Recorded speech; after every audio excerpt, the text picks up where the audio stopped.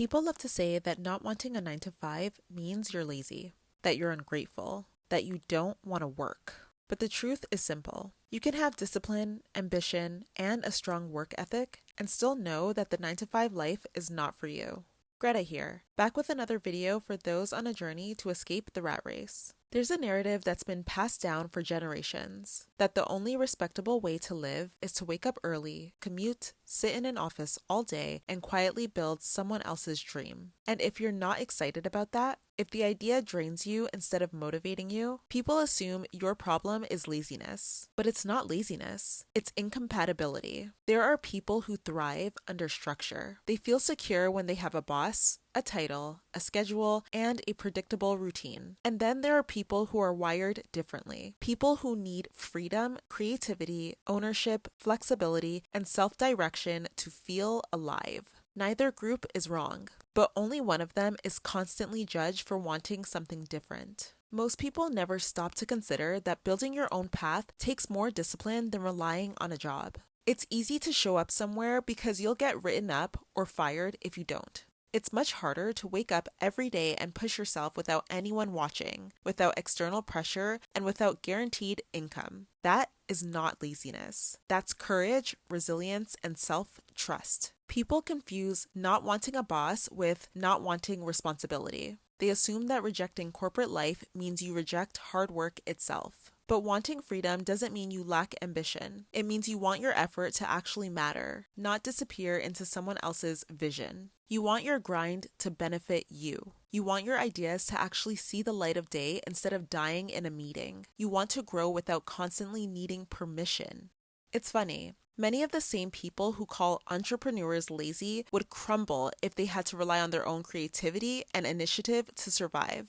They need structure. They need management. They need someone else telling them what to do. And that's fine. But projecting that onto someone who isn't built that way is unfair. And that projection usually comes from fear.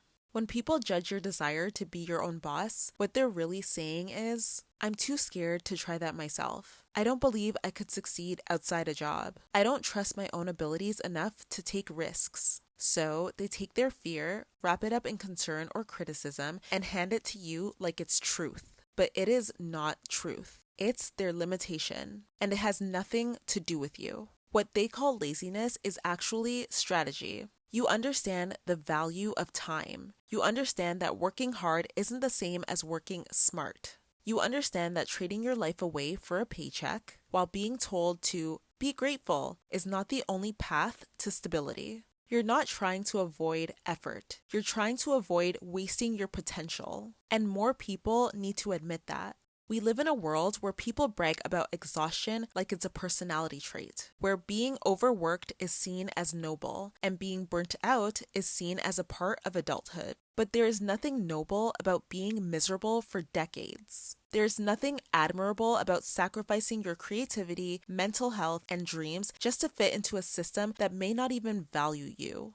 Wanting something different doesn't make you ungrateful. It makes you self-aware. And honestly, the desire to escape the 9 to 5 is often a sign you're meant for something bigger. People who are wired to be entrepreneurs usually feel out of place in traditional jobs. They feel trapped. They feel underutilized. They feel like they're constantly being told to shrink, to tone themselves down, to follow the rules that don't make sense, or to limit their ideas because that's not your department. It's not that you can't do the job. It's that the job isn't designed for someone like you. You want growth without restrictions. You want income without ceilings. You want to use your talents fully, not in small pieces. You want your work to have meaning beyond a company slogan. And when you have that kind of mind, the 9 to 5 will always feel like a cage. Even if the cage is stable, predictable, or well paid, you'll still feel like you're wasting something inside you. And that feeling isn't laziness. It's your potential trying to get your attention.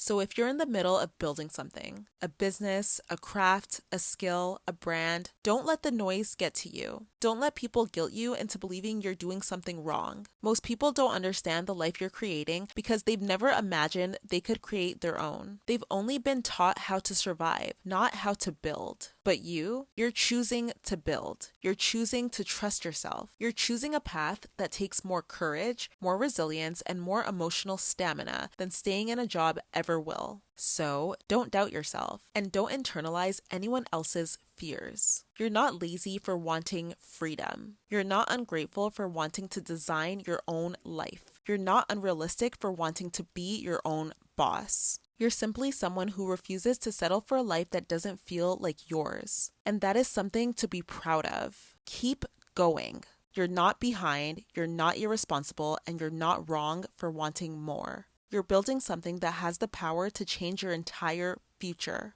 And one day, the same people judging you now will wish they had your courage. There's no need to choose between survival and a peace of mind. Remember, your job is temporary, but only if you want it to be. Until next time.